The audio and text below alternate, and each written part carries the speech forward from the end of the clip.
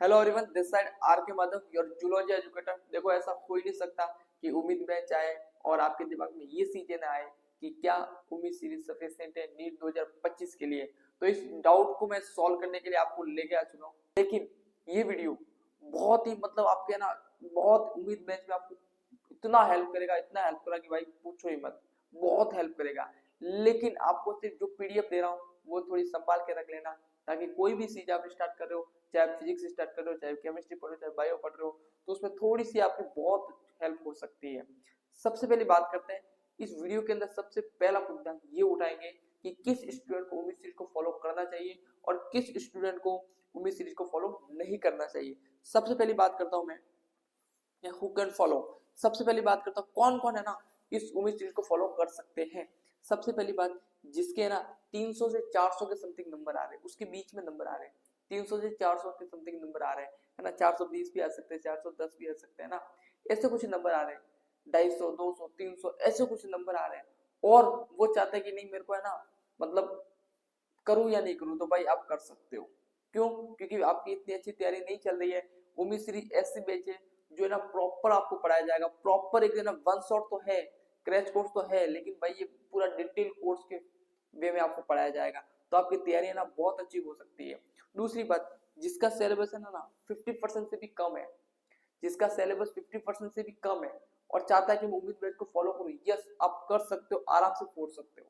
दूसरी बात, जो 11th क्लास में है और 12th क्लास में है, जो 11th और 12th क्लास के अंदर है और वो ऐसा सोच रहे क्या मैं उम्मीद बैच को फॉलो कर सकता हूँ, बिल्कुल बिल्कुल आप रिवीजन के तौर पर आप कर सकते हो।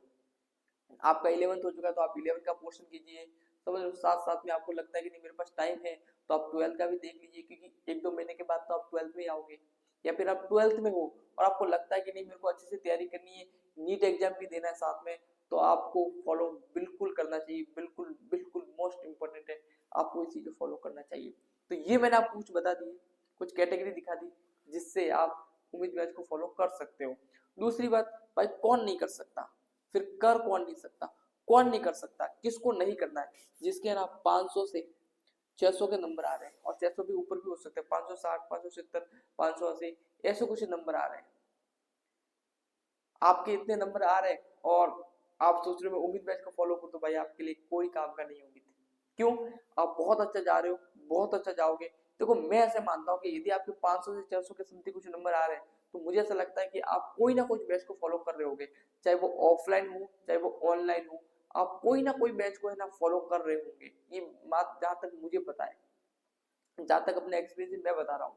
इतना आप कोई ना कोई बैच को फॉलो कर रहे होगे, तो भाई अब कंटिन्यू कीजिए, अब आगे बढ़िए। बहुत सारे बैच आएंगे, बहुत सारे दिमाग चीजें भटकाएंगे, लेकिन आपको अपने है ना अपने बैच पर फोकस रहना कि नहीं, चाहे वो फिजिक्स वाला का भी हो सकता है, चाहे वॉट एवर किसी का भी हो सकता है। यदि आप कर रहे हो और आपके इतने नंबर आ रहे हैं, भाई अच्छे से कीजिए, अच्छे से रिविजन कीजिए, अच्छे से प्रैक्टिस कीजिए, और कहाँ आ रही है आपकी गलती उसको देखिए। ठीक है, तो आपको फॉलो नहीं करना। दूसरी बात, जिसका सिलेबस 80% से भी कवर है, जिसका सिलेबस 80% से भी कवर है और वो ऐसा सोच रहे हैं कि मैं उम्मीद बैच को फॉलो करूं, जीरो से वापस स्टार्ट करूं, भाई नहीं। आप जहां चल रहे हो 20% जो भी आपका सिलेबस बचा है उसको पूरा करो, और रिवीजन पर ध्यान दो, प्रैक्टिस करो, ये करो, और अपनी गलतियों पर काम करो। ठीक है। दूसरी बात, ये मैंने बोल दिया कि भाई अपने सिलेबस को कंप्लीट सिलेबस करो। आपको सिर्फ एक रिवीजन चाहिए। रिवीजन आपने जो भी पढ़ा है ना, भाई रिवीजन आपने जो भी पढ़ा है ना यार, उसका रिवीजन करो ना, अपने नोट्स को पलटो, बार बार बार बार रिवाइज करो, बार बार एनसीईआरटी को पढ़ो, ये करो। बाकी उम्मीद सीरीज आपके लिए नहीं है। तो मैंने बता दिया उम्मीद सीरीज को कौन सा स्टूडेंट फॉलो कर सकता है और कौन सा स्टूडेंट फॉलो नहीं कर सकता। क्या बात क्लियर होगी? बिल्कुल।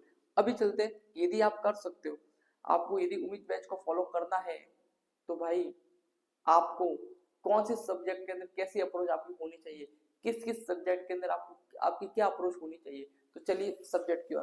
देखो, बायो में आपको है ना प्रॉपर क्लास देखनी है भाई, प्रॉपर क्लास। आपका कोई भी चैप्टर है जो आपको लगता है कि नहीं इसको मैंने पढ़ा था और अच्छे से हो सकता है, तो उसकी नहीं देखनी है, आपको डायरेक्ट एनसीईआरटी पढ़ाना है।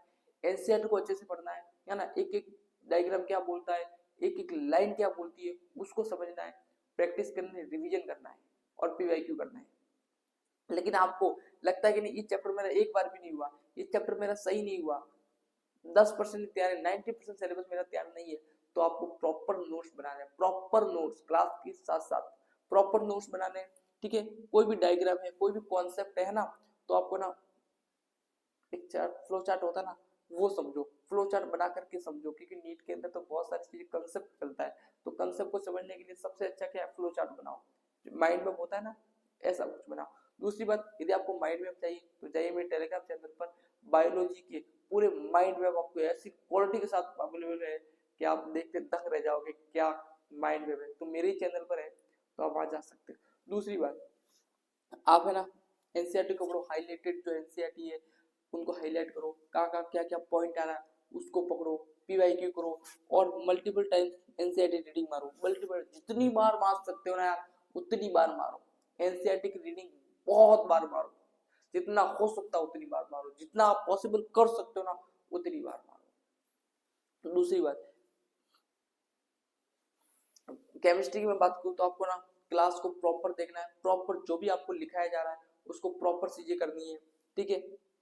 प्रॉपर नोट्स प्रिपेयर करने हैं, बिल्कुल प्रॉपर नोट्स बनने चाहिए आपके, प्रॉपर नोट्स केमिस्ट्री के अंदर। यदि आपका एक बार भी चैप्टर नहीं हुआ, थोड़ा बहुत कभी हुआ है, नहीं आता है, तो आपके प्रॉपर नोट्स बनने चाहिए, ठीक है। एनसीईआरटी हाईलाइट जो पीआईक्यू मैंने बोल दिया, एनसीईआरटी जब पढ़ते हो तो कहाँ कहाँ से पॉइंट आया हुआ है, कहाँ कहाँ से पीवाईक्यू आया हुआ है, कहाँ कहाँ से एमसीक्यू बन सकता है, ऐसी ऐसी चीजों पर आपको ध्यान देना पड़ेगा।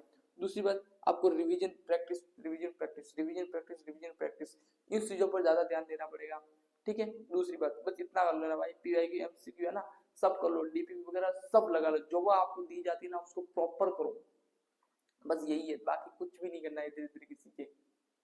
भाई बुक तो आपने नहीं बताई, भाई आपको डीपीपी मिलेगी ना उसको सॉल्व करो, कोई भी अगर आपके पास बुक पड़ी है तो उससे प्रैक्टिस के लिए रिवीजन कर सकते हो, बाकी सिलेबस के लिए या फिर थ्योरी के लिए आपको कोई भी बुक रेफर करने की जरूरत नहीं है सिवाय एनसीईआरटी की और क्लास नोट्स की। दूसरी बात, यदि आप फिजिक्स की बात करो तो फिजिक्स में आपको मैंने बता दिया, आपके जो कॉन्सेप्ट है ना एकदम बिल्ड होने चाहिए, कॉन्सेप्ट ऐसे नहीं होने चाहिए, हुए नहीं होने चाहिए भाई, कॉन्सेप्ट आपके एकदम मजबूत होने चाहिए, ऐसा नहीं कि यार चलो हो जाएगा कर देंगे, ऐसा नहीं होता फिजिक्स के अंदर, ऐसा फिजिक्स के अंदर नहीं होता है। आपके कॉन्सेप्ट एकदम क्लियर होने चाहिए। कॉन्सेप्ट क्लियर कैसे होगा, कैसे होगा कॉन्सेप्ट क्लियर, अपनी जो प्रॉपर क्लास को देखोगे, प्रॉपर क्लास को फॉलो करोगे ना तो होगा भाई, ऐसे नहीं होगा, तो क्लास को प्रॉपर देखना है, समझ लो। दूसरी बात, प्रॉपर अपने नोट्स बनाओगे ना तब जाकर के ना आपका ये सब चीजें होगी, प्रॉपर नोट्स बनाओ, ऐसे नहीं कि चलो यार हो गया ये तो मेरे को आता ही था, ऐसा नहीं, नहीं प्रॉपर नोट्स बनाओ, प्रॉपर उम्मीद सीरीज आपको नोट्स बनाने का भी टाइम दिया जाएगा, सब कुछ दिया जाएगा, प्रॉपर नोट्स बनाओ, क्या बनाओ, प्रॉपर नोट्स, प्रॉपर फॉर्मूला एक सीट बनाओ, फॉर्मूला सीट बनाओ यार अलग से एक, हो सके तो फिजिकल केमिस्ट्री के लिए भी बना लो, हो सके तो ऑर्गेनिक के लिए जितनी भी रिएक्शन नेम रिएक्शन है उसकी एक अलग बुक बना लो, डायरेक्ट आएगा सवाल। इसीलिए तो फॉर्मूला सीट से क्या होगा भाई, फॉर्मूला सीट से पता चल जाएगा ना यार कि ये चीजें होती है, ये फॉर्मूला कहाँ यूज करना है, फॉर्मूले याद रह जाएंगे, एक प्रॉपर फॉर्मूला सीट रहेगी तो कंसेप्ट याद रह जाएगा, फॉर्मूले को देख करके थोड़ा कंसेप्ट दिमाग में आएगा, उसका रिविजन होगा, तो ऐसे कुछ करना पड़ेगा आपको 3 महीनों के अंदर।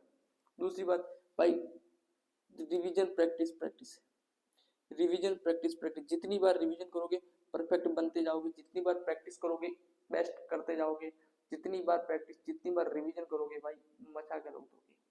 फिर आपका आपका आपका एक टेस्ट, टेस्ट के अंदर जितनी भी मिस्टेक्स होती है ना यार, कोई भी मिस्टेक्स हो रही है आपके टेस्ट के अंदर उसको लिख डालो कि यार ये मिस्टेक इस टेस्ट में हुई थी, ये मिस्टेक इस टेस्ट में हुई थी, ये मिस्टेक इस टेस्ट में हुई थी, तो ये सब चीज आपको करना पड़ेगा, लिखना पड़ेगा। दूसरी बात, आप बोलते हो कि टाइम टेबल, भाई टाइम टेबल कुछ भी नहीं है, कुछ भी टाइम टेबल नहीं है भाई, कुछ भी टाइम टेबल नहीं है।